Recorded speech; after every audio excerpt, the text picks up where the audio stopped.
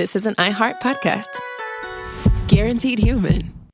With no fees or minimums on checking accounts, it's no wonder the Capital One bank guy is so passionate about banking with Capital One. If he were here, he wouldn't just tell you about no fees or minimums. He'd also talk about how most Capital One cafes are open 7 days a week to assist with your banking needs. Yep, even on weekends. It's pretty much all he talks about, in a good way. What's in your wallet? Terms apply. See CapitalOne.com/bank. Capital One, N.A., member FDIC. Tax season has arrived, and doing taxes without the right help can feel overwhelming. Intuit TurboTax is here now to guide you through it with confidence. Match with a TurboTax full-service expert who handles everything for you from start to finish. Your dedicated expert checks every single deduction and credit to help you get the best possible outcome so you can feel confident you're getting every dollar you deserve. And the best part? You'll see real-time updates on your expert's progress right on your phone while you live your life. Plus, you get unlimited expert help at no extra cost, even on nights and weekends during tax season. Visit TurboTax.com. Only available with TurboTax full-service experts. Real-time updates only on iOS mobile app. Brought to you by the reinvented 2012 Camry. It's ready. Are you? Welcome to Stuff You Should Know from HowStuffWorks.com.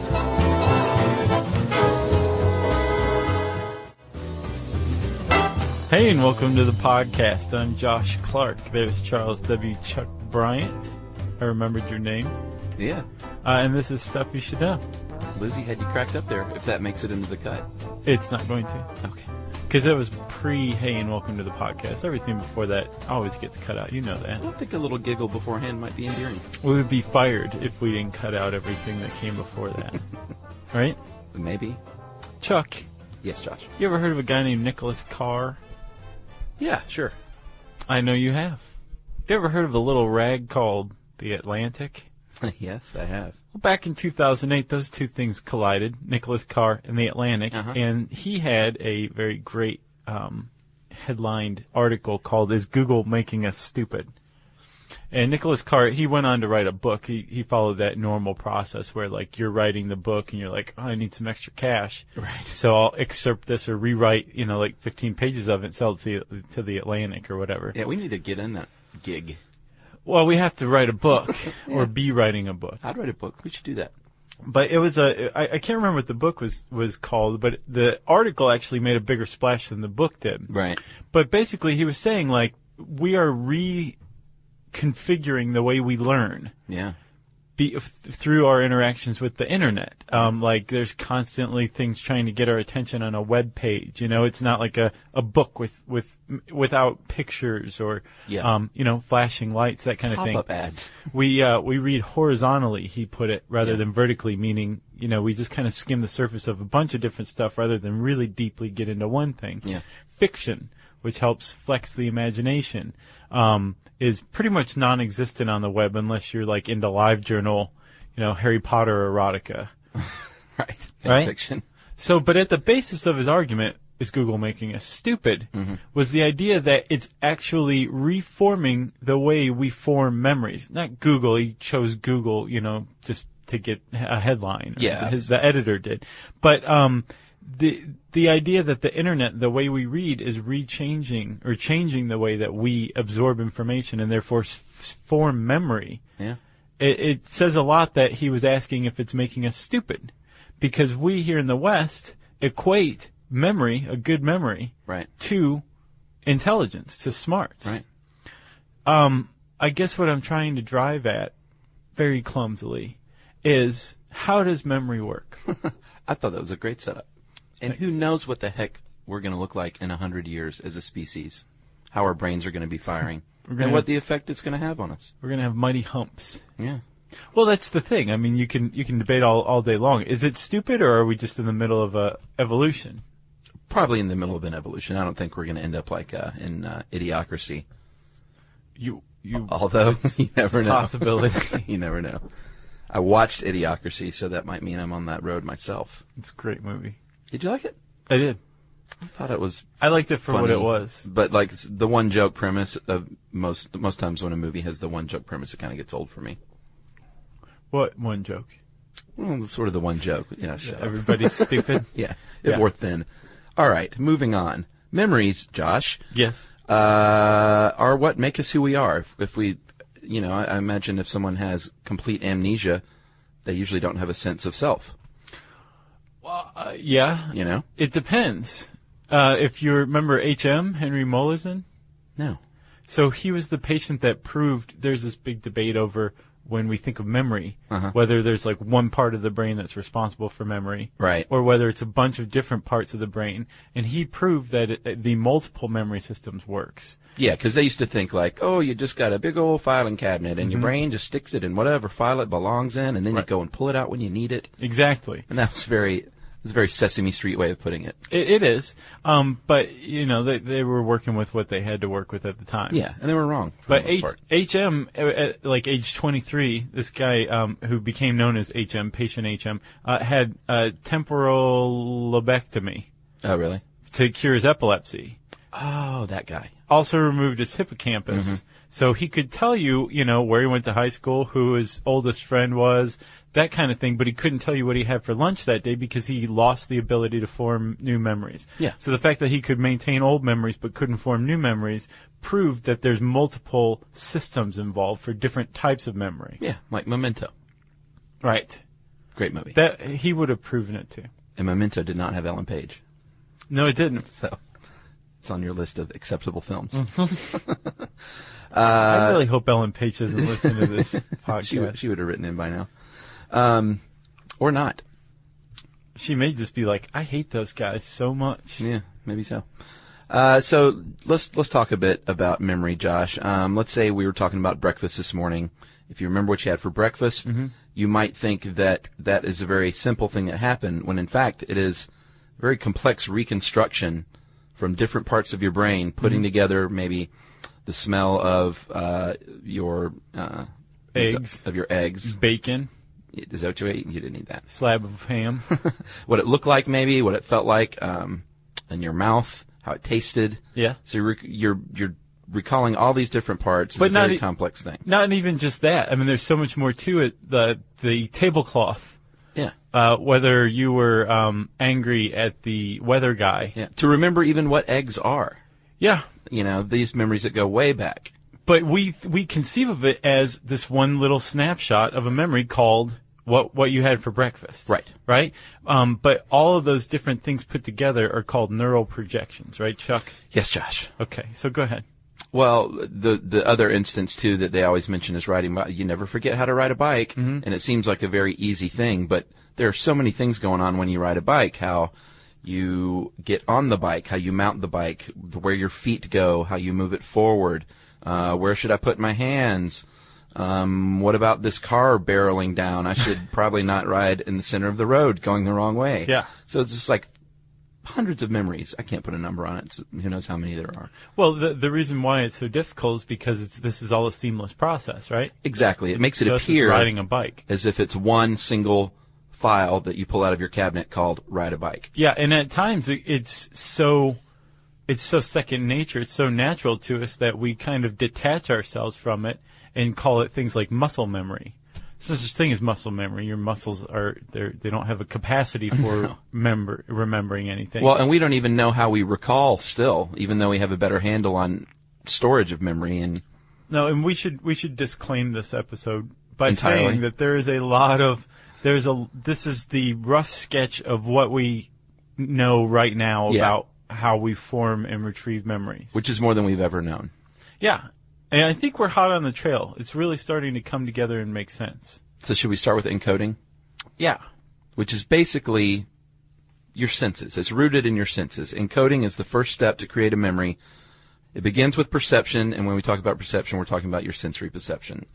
Right, which... right now you appear to me as, a little scruffy, looking always good. You've got your Braves cap on. Almost you got always. A smile, I am right? smiling. The IKEA lights gleaming off of your eyeballs a little bit. Okay. All of this is visual information, right? Mm-hmm. But in my brain, it's nothing more than electrical impulses traveling through the optic nerve to my hippocampus, right? Right. You might smell me.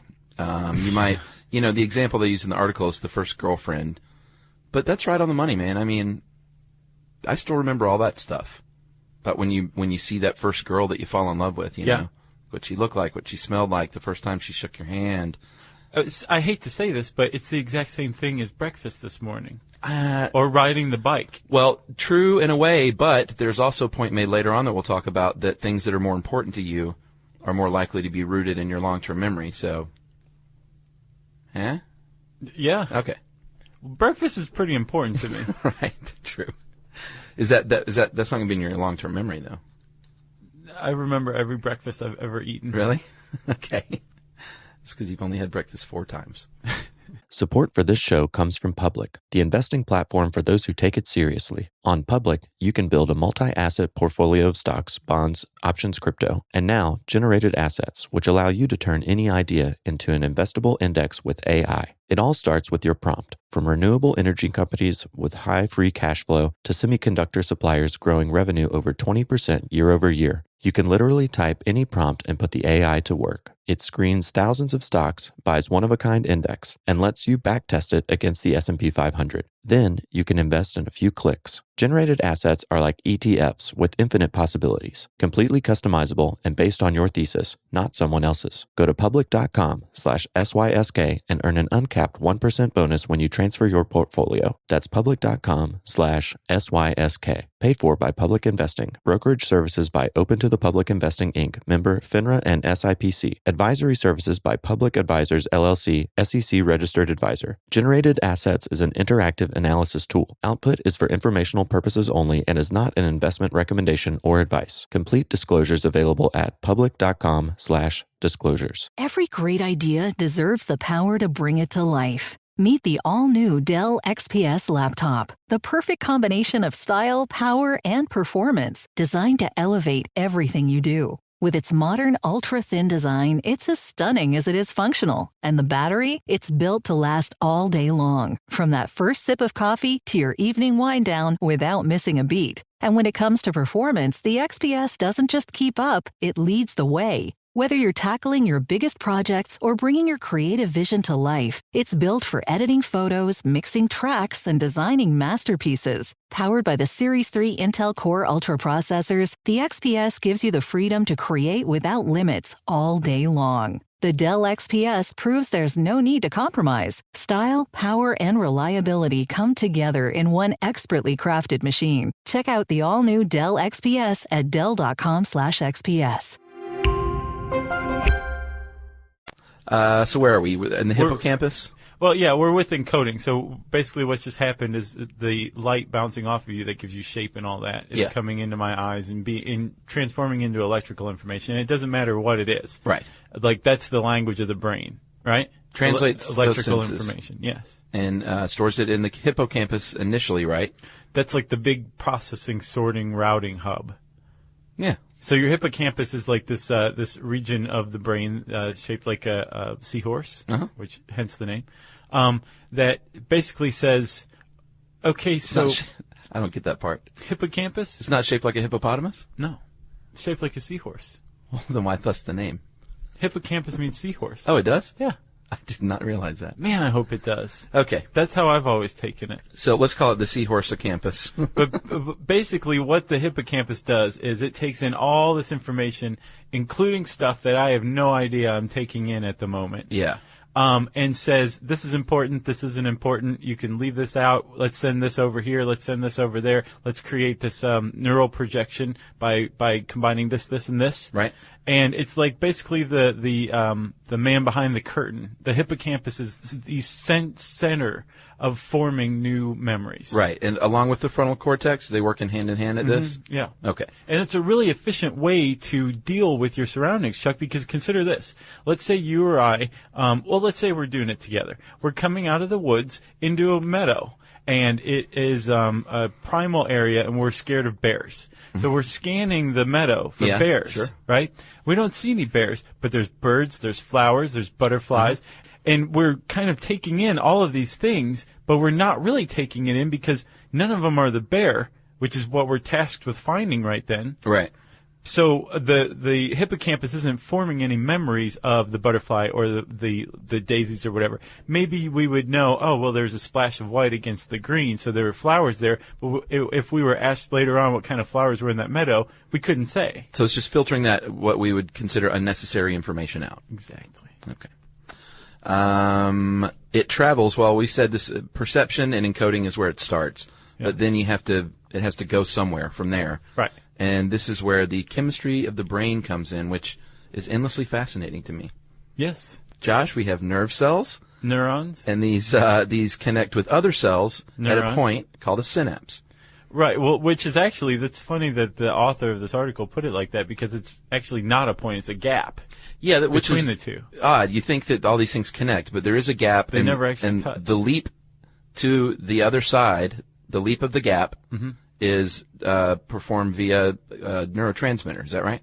Yes. And then latched onto by a dendrite. The little feathery things on the cells collect this. Yeah, they accept the You transmission. say, "Come on in, transmission. Welcome to my cell." So, Chuck, I'm going to give a couple stats real quick, okay? Let's hear it. There's possibly as many as 100 billion neurons in your brain. It's a lot. Each of them have many tens of thousands or many, many thousands of connections up to which are synapses. Yes. Which leads to as many as a quadrillion synapses in the human brain. And they can connect. Is it an infinite amount of times, if need be? What do you mean? Is there any limit to the amount of neural connections these cells can make? Well, I think 10,000 is the high end that I've heard. Okay. But I love that you had an answer for that. thank you. And they're constantly going too. Right. And So- forming new connections. I think it's something like 30 to 60 times a second. Wow. Your neurons are firing all over your head. That is crazy. It is.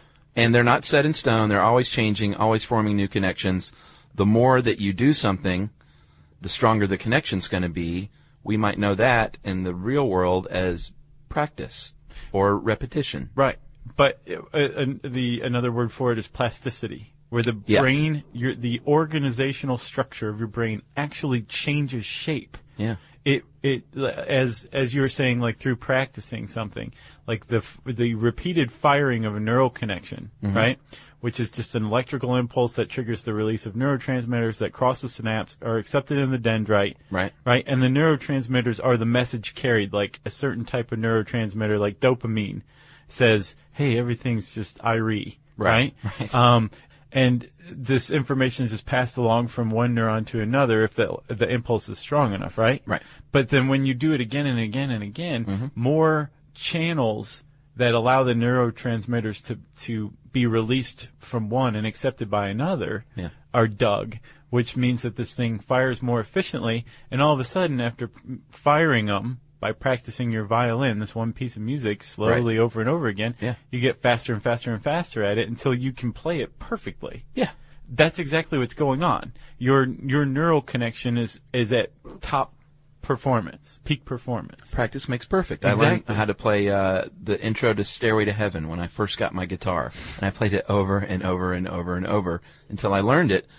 Give me a guitar today, I can monkey through about a third of it very clumsily because I forget. Or I can't write in cursive anymore. I can't either. I mean, I'd really have to concentrate, and there are definitely letters that I would forget how to write. Yeah, that was a jarring realization for me. That, like, how do you make the Q? Yeah. And whatever happened to that Z, that weird Z? Yeah. Like, it's all gone. And even, like, the S and the R and all that, like, normal stuff, it's just gone. Yeah, you don't want to see my cursive writing. So what you're talking about is while you can refine the organization of your brain to peak performance, your neural connections also have a kind of use it or lose it aspect to them as well. Yes. Remember that study with the kittens? No. The really sad study? I think it's funny that you're asking me how much I remember, and I keep saying no. Yeah. There was this study that involved kittens having one eye sewn shut from birth. That's right. And they were allowed to frolic and play and do whatever, but they just had one eye sewn shut. Right. And then after I think like 8 or 10 or 12 weeks, the eye was Released. Yeah. Opened up again, and the kittens were blind for life. And I guess they killed the kittens and looked at what was going on in the brain, and they found that the left eye had been sewn shut. During the stage of development, the neural connections had all traveled to the right eye, which was seeing. And the ones that had been there on the left eye Right. that formed the optic nerve were withered and dead. You know what they call that experiment? They call it the saddest experiment in the history of the world. It's pretty bad. Yeah. It's a pretty bad experiment. But it basically goes to show you that not only will neural connections wither and die if they're not used, they'll also migrate to places where they can be used. There's kind of like a survival of the fittest, like jungle grab for firing, because the more fired a neural connection is, the more important it is, the stronger it's going to be, right? Right. And, FYI, giraffe neurons can grow up to 3 feet in length. Really? Yeah. Are they all in the neck? Yep. Isn't that cool? That is pretty cool. So we were talking about encoding. You have to really be paying attention to properly encode. And we also talked about filtering things out. What they don't know, again, is, or this may be the first time we've said it, is are we screening this stimuli out during the first initial sensory stage, or are we literally processing it and saying, no, we don't need this, get rid of it? Yeah. It would make sense to me that it comes afterward, but they don't know. Yeah, it makes sense to me, too. Like, the hippocampus is like, that's not a bear. Yeah. So forget it. Yeah, forget that. So are we at short-term and long-term, Josh? Yeah.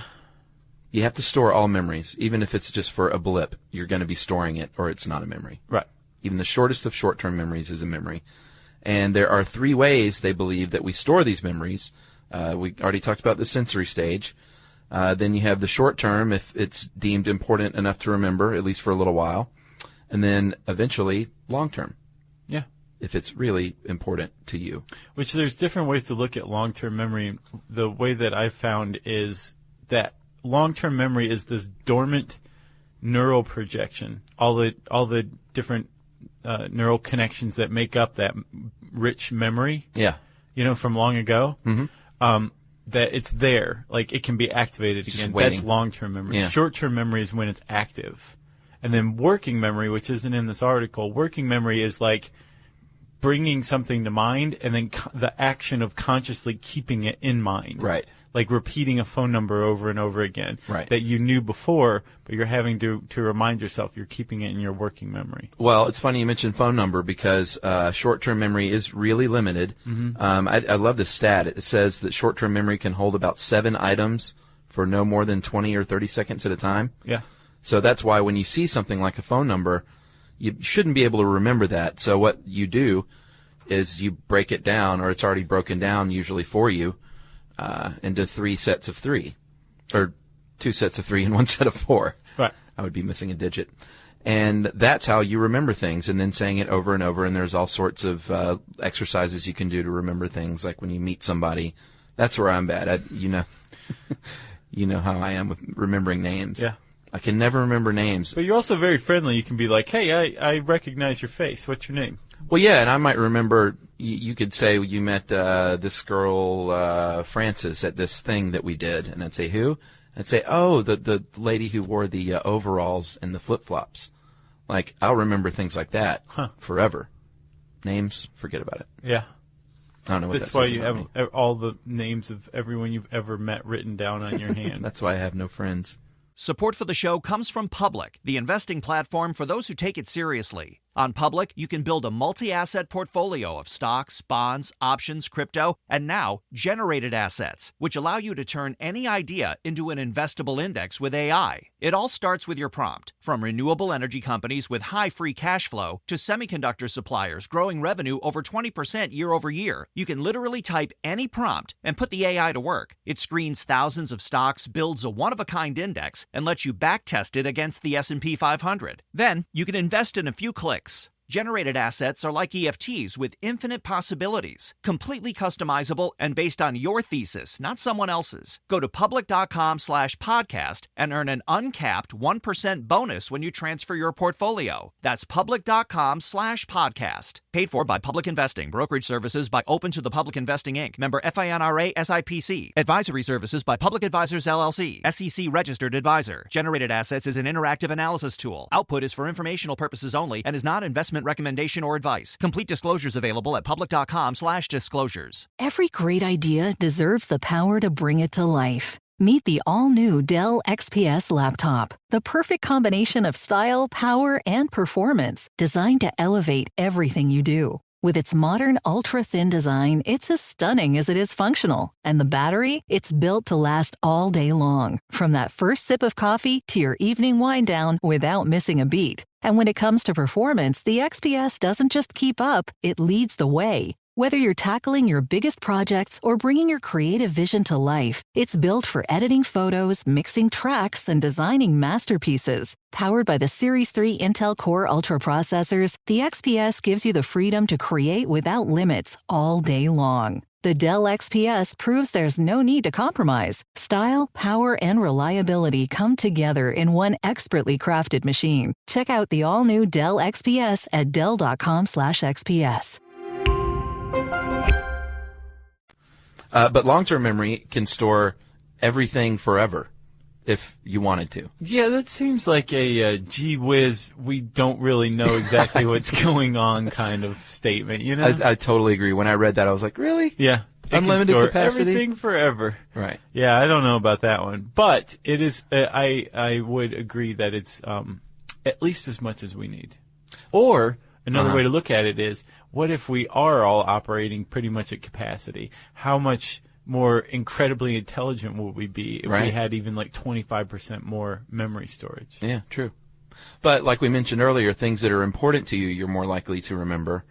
And then when you're encoding, how you're perceiving things. That's why I probably, when I meet someone, I look at their shoes and what they're wearing, I guess. Right. And I'm distracted. I'm not thinking of the fact that they said their name when they shook my hand. Well, you just hit two big points. One, that something that is meaningful to you, you're going to remember more. Yeah. That's because emotion is usually attached. The emotion, the seat of emotion is the amygdala, and it is directly connected to the hippocampus. It's got like a direct line to the hippocampus, like, coming through, I'm first. Right? The saddle on the seahorse, if you will. Yes, and that's great. That was really good. Thank you. And there's I guess one of the big theories behind what emotions are, why we have them, is they're basically like learning guides. They're teaching guides. Like, you feel fear, you're going to remember that you feel fear when you see a bear, and you're going to stay away from bears. Right.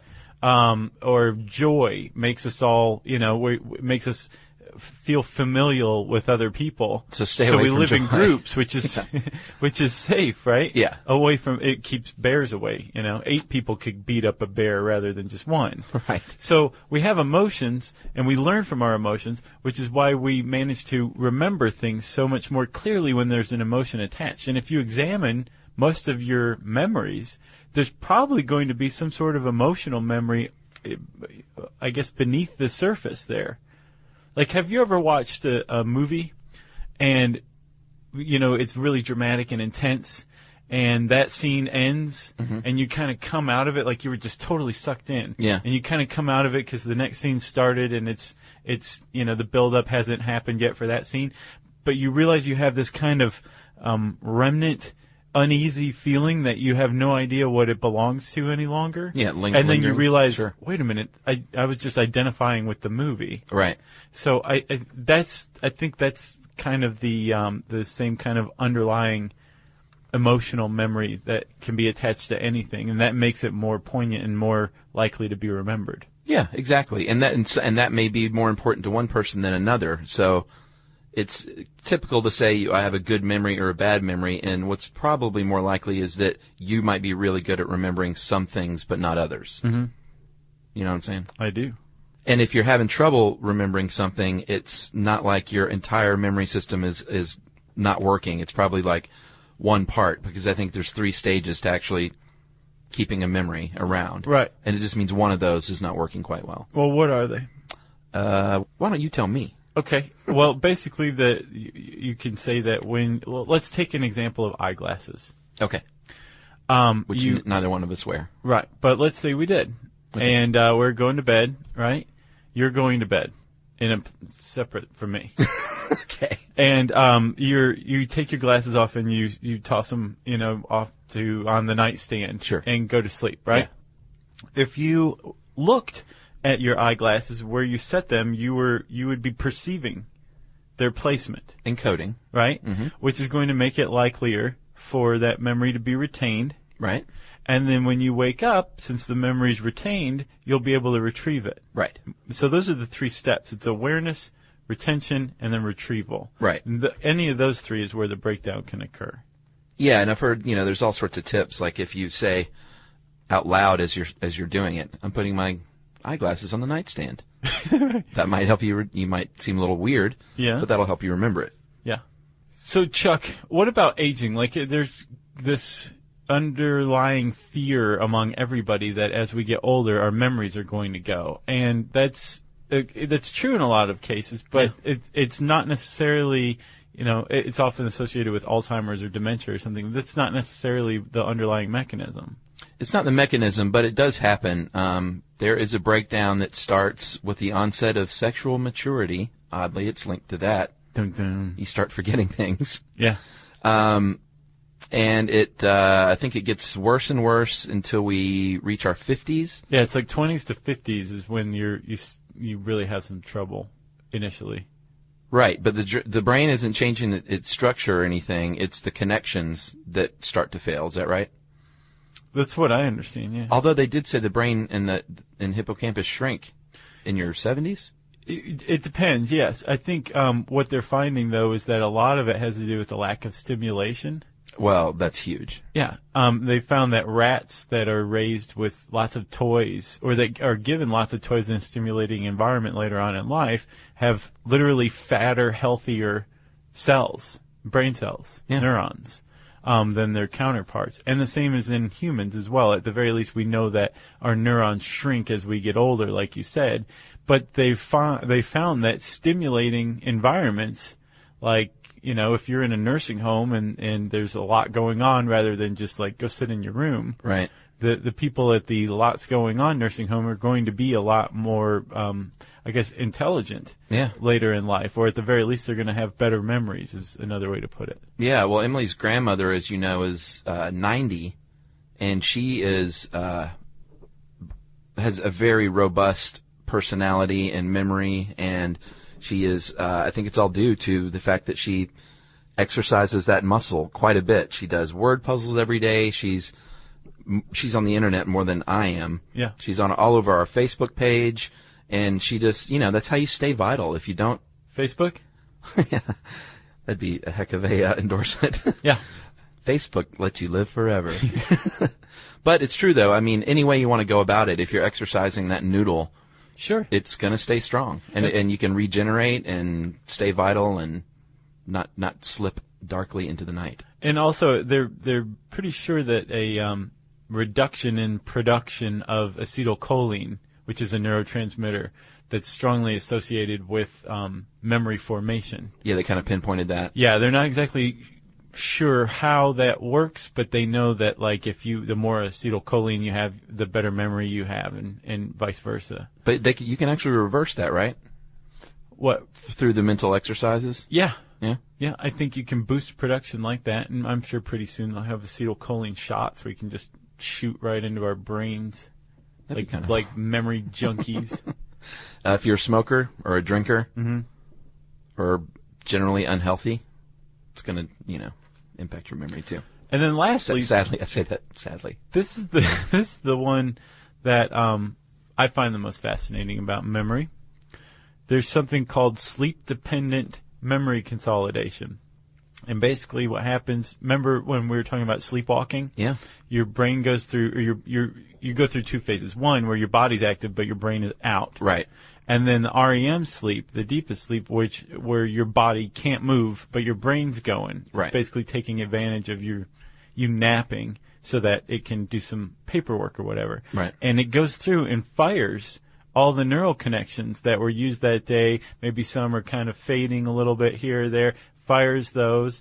And while you're sleeping, your brain is basically creating perception again. Right? Gotcha. By firing your neural projections, which I think is probably the best explanation for dreams I've ever heard. Yeah. Yeah. That's it. Well, I will just close by saying, if I have ever met you and I don't remember your name, please don't be offended, because I guarantee you I recognize your face. Who was it? Tammy with the overalls and the flip-flops? Yeah, I'll remember all that stuff. I remember. In fact, like, who? Last time I was in New York, Emily marveled at. I saw, I think, 2 different people that I said, "Hey, that person was at our trivia night, a year and a half ago or 2 years ago or whatever." She said, "You remember that?" I went, "Yeah." So I remember all those faces. That's very good. Just not the names. And if you think your memory's going, try paying more attention. Distraction is one of the greatest threats to memory formation, and if you don't form a memory properly, you're not going to remember it. Yeah, I mean, but that you'll sounds still beat yourself up. That which sounds just so sucks. basic, but yeah, proper encoding requires concentration and really, look at the glasses as you set them next to the alarm clock. Yes. And think, I just put them there. Yeah. So obey, humans. Boom. If you want to learn more about memory, type memory. You should probably type human memory, because I'm pretty sure if you just type memory, a lot of computer stuff's going to come up. Oh, yeah. In the handy search bar at howstuffworks.com. You don't want to read any of that. It's, well, yeah. Now it's time for listener mail. Josh, I'm going to call this Maggot Mania. Yeah, that really got to people. Yeah. I always find it eye-opening when I just tell a story from my life and everybody's like, "Whoa, my God, I couldn't eat." And yeah. I'm like, "Oh, sorry." All right, this is from Kath in Australia. Hello, guys. I have done the exact same thing as you, Josh. I put some meat in a plastic bag in the kitchen garbage bin, which also had a lid, and woke up to a moving floor. Yeah. Only I was not wearing my glasses, so she might have forgot where she laid them. Yeah. I was doing a little cleaning, and it slowly dawned on me what had happened. I had begun my morning by sweeping. I had made cookies the night prior and was noticing all these little balls of dough on the floor. They were very hard to sweep up. I became more and more confused at the huge amount of tiny balls of dough until I bent down and had a closer look. It was like a horror movie. My blood went cold, and I crouched in utter panic. I then looked across the floor, and these little dough balls had made their way across the entire apartment, and they made it to the bedroom carpet. Wow. I was totally disgusted and horrified. I think I was even doing that half-panic cry, swearing quietly to myself thing. I'm not aware of that. No, me neither. I got rid of them by patiently sweeping them up. I couldn't bear to squish them and have to clean up that mess. And I put them into a plastic bag that I left sitting outside. I sprayed the bag with disinfectant and bug spray after every dump of maggots, but they were still squirming. I will never, ever, ever leave meat unattended again. I live in Australia, where I should have been aware of this. I thought she'd make cookies. Did she make meat cookies? Or was that just unrelated? I think it was unrelated, and that maybe explained why she thought there was dough on the floor. No, she said she made cookies the night before. This is Australia. Maybe they have meat cookies down under. Oh, I want some meat cookies. I do too. That's it. That's from Kath. Oh, wow. That was a weird exposition there, Chuck. That was Kath. Yeah. From Australia. Well, thanks, Kat. The maggot hater. With an H, or just Kat? K-A-T-H. Probably Kat. short for Catherine. Or Kat. Well, thanks a lot. We appreciate it. I imagine you've moved by now, and very sensible of you. Yes. If you've ever made meat cookies or anything that sounds equally awesome, we want to hear it. And if you got a recipe, cool. And if you're willing to send us some of these things, even better. Right? Right. So you can get our mailing address by sending us an email. Right? Right. At stuffpodcast@howstuffworks.com. For more on this and thousands of other topics, visit howstuffworks.com. To learn more about the podcast, click on the podcast icon in the upper right corner of our homepage. The How Stuff Works iPhone app has arrived. Download it today on iTunes. Brought to you by the reinvented 2012 Camry. It's ready. Are you? The NFL playoffs are here, and Wild Card Weekend, powered by Verizon, is in full swing. Man, it all comes down to this. The stakes are high, hopes are higher, and everything is on the line. My goodness! It's win or go home, and every moment counts on the road to Super Bowl 60. It's a touchdown! Wild Card Weekend, powered by Verizon. Through Monday, Visit watch.nfl.com for the full schedule. These days, it seems like AI agents are just about everywhere you turn, every field and every function. But without identity, you can't trust they'll serve your business instead of jeopardizing it. Fortunately, Okta helps you get identity right by securing your AI agents' identities, giving you a single layer of control, a single standard of trust. So whether an AI agent supports a single user or your entire enterprise, with Okta, you'll turn risk into opportunity. Secure every agent. Secure any agent. Okta secures AI. This is an iHeart podcast. Guaranteed Human.